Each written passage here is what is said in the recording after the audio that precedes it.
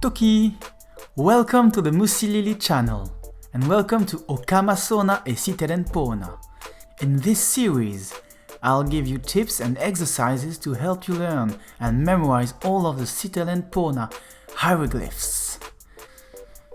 What is SITELEN Pona? SITELEN Pona appear in Toki Pona, the Language of Good by Sonja Lang, creator of Toki Pona. If you're watching this, I'm going to presume you already know what Toki Pona is. There are several writing systems for Toki Pona.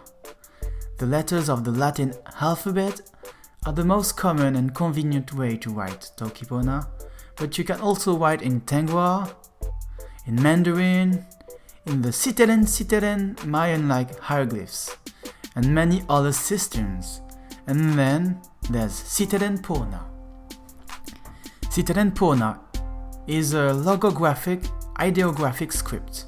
That means each word is represented by a glyph.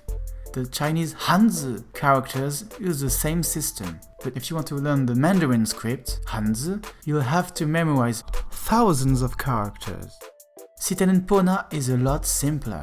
As you know, Toki Pona only has 123 words, well, depending on who you ask, of course, which means only 123 logograms. And you know what?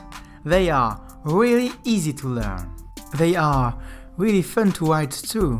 And after using them a lot, I find SITELEN Pona to be a lot simpler and less confusing than the Latin alphabet. The glyphs are also pretty flexible. For example, a single adjective can be written above or inside the word it modifies.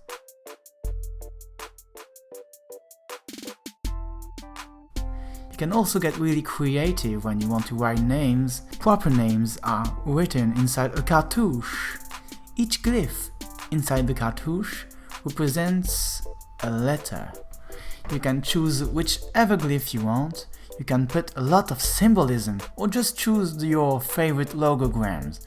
For example, if there's a S in your name, you could choose sona if you like to learn things, or SITELEN if you like to draw and you are a creative person.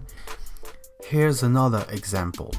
Ma tomo paki li Pona tawami, which means the city of Paris is good for me, or I like Paris. In my lessons, I won't be teaching you the alphabetical way. I chose to use a more intuitive approach. I'll be teaching you the glyphs by theme, by shape, and you'll start to see how logical and well-designed the glyphs are. Learning will get more and more intuitive as we progress on each lesson. I'm sure 100% that if you learn the glyphs this way, that you'll learn twice as fast than if you went the alphabetical way.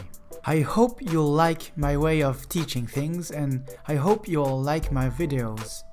And I also hope my small accent won't be a problem for you.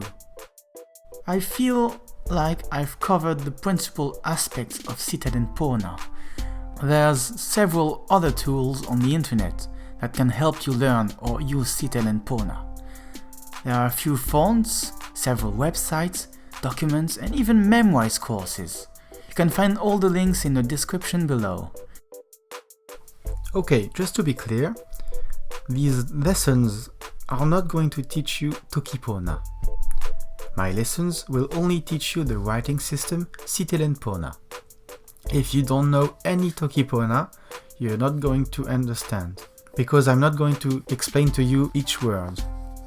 But what I'm going to do is explain to you each SITELEN Pona character.